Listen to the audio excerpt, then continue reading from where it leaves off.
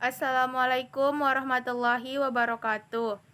Pertama-tama, marilah kita panjatkan puja dan puji syukur kehadirat Allah Subhanahu wa Ta'ala yang telah memberikan kita begitu banyak nikmat, di antaranya nikmat kesehatan, kesempatan, dan hidayahnya.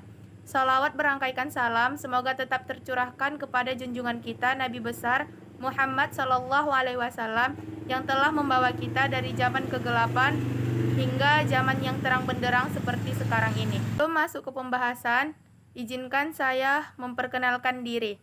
Perkenalkan, nama saya Tiara Aulia Ramadhani Marpaung, jurusan Pendidikan Agama Islam Unit 2. Di sini saya akan membacakan hasil tugas final saya yang berjudul Fase Yunani. Pertumbuhan pemikiran akhlak Islam pada bangsa Yunani baru terjadi setelah munculnya orang-orang yang bijaksana. Sedangkan sebelum itu di kalangan bangsa Yunani tidak dijumpai pembicaraan mengenai akhlak Islam karena pada masa itu perhatian mereka tercurah pada penyelidikannya mengenai alam. Dasar yang digunakan para pemikir Yunani dalam membangun ilmu akhlak adalah pemikiran filsafat tentang manusia. Ini menunjukkan bahwa ilmu akhlak yang mereka bangun lebih bersifat filosofis. Pandangan dan pemikiran filsafat yang dikemukakan para filosof Yunani berbeda-beda, tetapi substansi dan tujuannya sama, yaitu menyiapkan angkatan muda bangsa Yunani agar menjadi nasionalis yang baik, merdeka, dan mengetahui kewajiban mereka terhadap tanah airnya. Para tokoh filosofi Yunani yang mengemukakan tentang akhlak diantaranya adalah Socrates.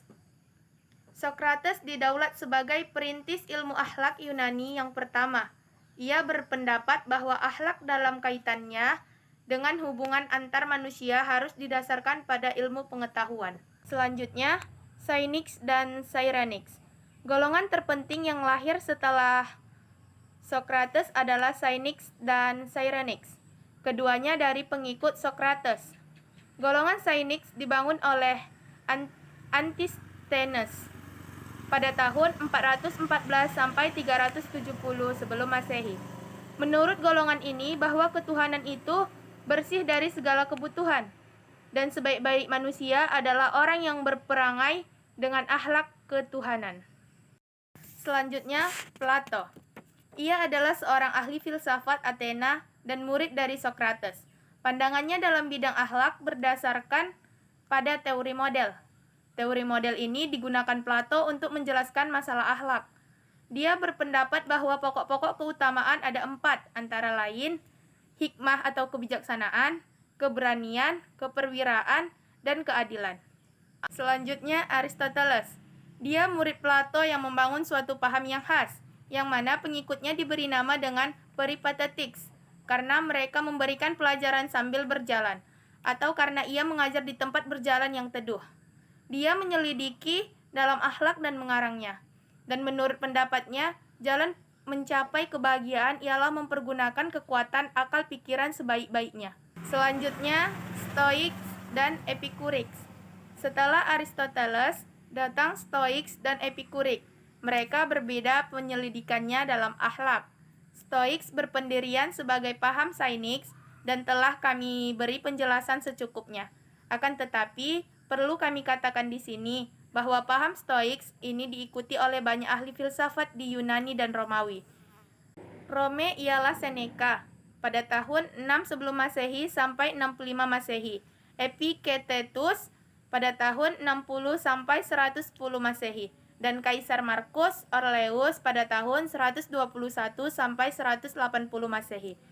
Stoicisme mengatakan bahwa tujuan hidup manusia adalah menjalani segala sesuatu yang bisa dijalani secara rasional. Kenikmatan dan kesengsaraan datang dan pergi, dan kita tidak perlu melekat pada salah satunya. Segala ide tentang kesengsaraan dan kebahagiaan berasal dari pikiran manusia belaka.